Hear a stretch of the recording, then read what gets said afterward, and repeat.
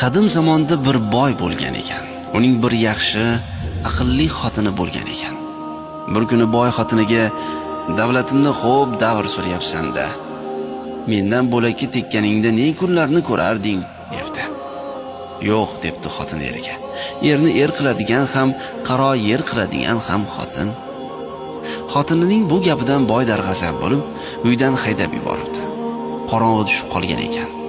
Xotin yo'lga chiqibdi-yu, charchab bir daraxtning tagida o'tirib, tunni o'tkazmoqchi bo'libdi. Ancha o'tiribdi. Shu vaqt o'tin orqalagan bir yigit kelib, uning yonida to'xtabdi.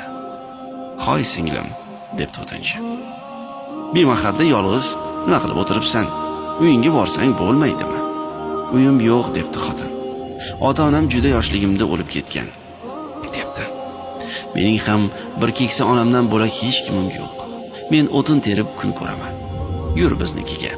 Och bo'lsak och, to'q bo'lsak to'q yasharsan", debdi yigit. Yigit xotinni ergashtirib uyiga olib ketibdi. Xotin ko'rsaki, o'tinchining hovlisini ko'rib bo'lmas emish. Hamma yo'q o't, ko'pdan beri supurgi tegmagan, keksa onaning egnidagi ko'ylagi kir, yog' bosib ketgan ekan. Xotin hovlini supurib sidiribdi, kampirni yuvib darabdi. Xullas, o'tinchining uy joyiga fayz kiritibdi. Buni ko'rgan o'tinchining bahri dili ochilib ketibdi. O'tinchi har kuni tergan o'tinni bozorga olib borib, 2 tangaga sotar ekan. 1 tangasiga yog', 1 tangasiga un olib kelar ekan. Ona bola atala qilib yeb kun ko'rishar ekan. Xotin o'tinchinikiga kelgan kunning ertasi o'tinchi o'tin tergani ketayotganida undan iltimos qilibdi: "Agar bugun ham 2 tangaga o'tin sotsangiz, 1 tangasiga ro'zg'or qiling, 1 tangasiga ipak bilan do'ppi tagi olib keling." Kechqurun o'tinchi xotini tayinlagan narsalarni olib kelibdi. Xotin ertasi kuni o'tinchi kelgunicha chiroyli do'ppi tikib bitkazib qo'yibdi.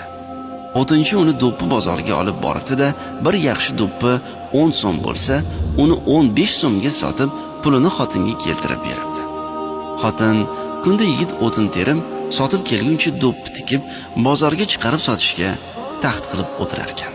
Buning ustiga uy-joy, qozon-tovoqqa qarashga ham ulgurar ekan. "Endi hunar o'rganing", debdi xotin yigitga. Erkak kishiga hunar kerak. Yigit duradgorlikni o'rganibdi. Ko'p o'tmay yaxshi duradgor ham bo'libdi. Uy-joy ham qurib olishibdi. O'tinchining uyiga kundan kun fayz kiribdi. Topgani oziq-ovqat, kiyim-kechakdan ortadigan bo'libdi. Kampir ham, o'g'li ham ayolni juda yaxshi ko'rib qolishibdi. Oradan ko'p o'tmay o'tinchi bilan bu dono ayolning to'ylari bo'libdi. Ular baxtiyor hayot kechira boshlashibdi. Davlatlarga davlat qo'shilibdi. Baxtlariga baxt, ularning inoqligi, baxtli yashashi haqidagi ovoza uzoq-uzoqlarga tarqalibdi. Bir o'tinchi shunaqa badavlat bo'lib ketibdiki, asti qo'yaverasiz ekan. Bir kambag'al o'tinchining dang'illama uyli joyli davlatmand bo'lib qolgani haqidagi xabar ayolning avvalgi erining quloqiga ham yetibdi. Olamda mendan boyi yo'q deb kerilib yurgan To'ymas boy bu gaplarni eshitib, o'z ko'zi bilan ko'rib kelish maqsadida o'tinchinikiga kelibdi.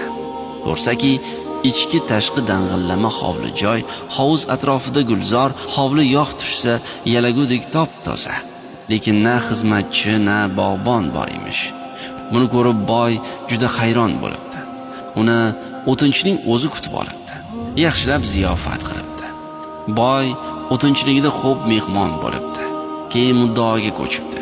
Uning qanday qilib bunday davlatmand bo'lib ketganini so'rabdi.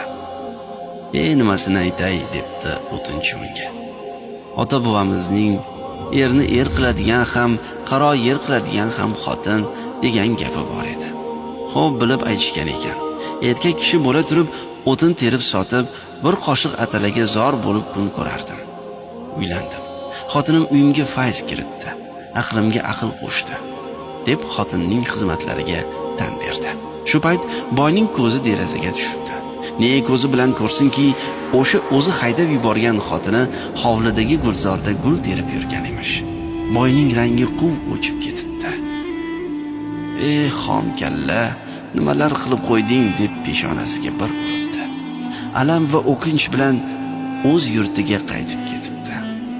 O'tinchi va xotini uzoq va baxtli hayot kechirishibdi.